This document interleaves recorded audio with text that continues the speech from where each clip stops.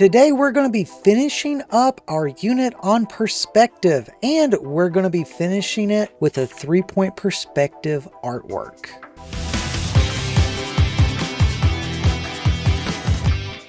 To make this easier on us, we are going to have our artwork in a portrait mode or vertical. And we are going to have the 3 vanishing points being one at the top and one on the left and right hand side down close to the bottom of the page. We are going to measure up 3 inches from the bottom of the page on the left and right hand side, and we're going to make a dot. This is going to be our 2 vanishing points close to the bottom. We then need to make a mark at the top in the middle of the page up near the top of the paper.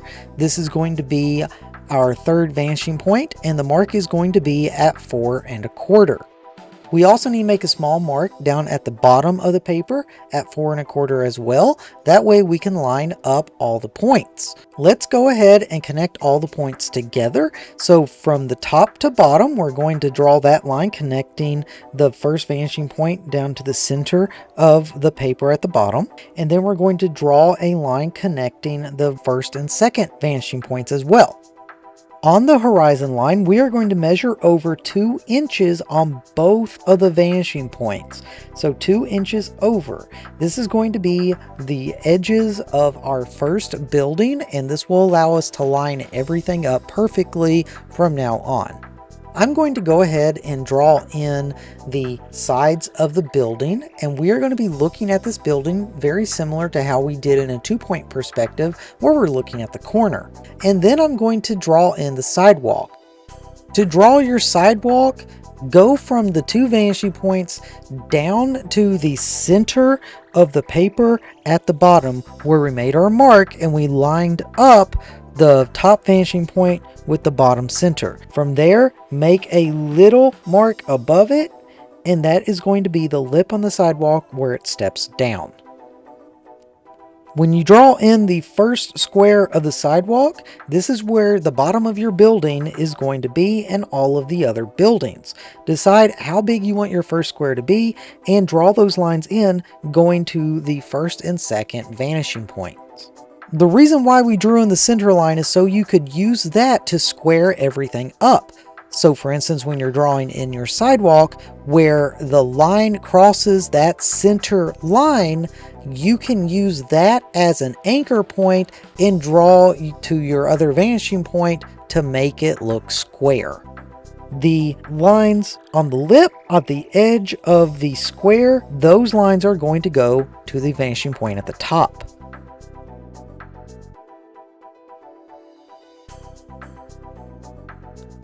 Next, we are going to be determining how tall the building is. To do that, we are going to have the lines going to the vanishing points on the left and right.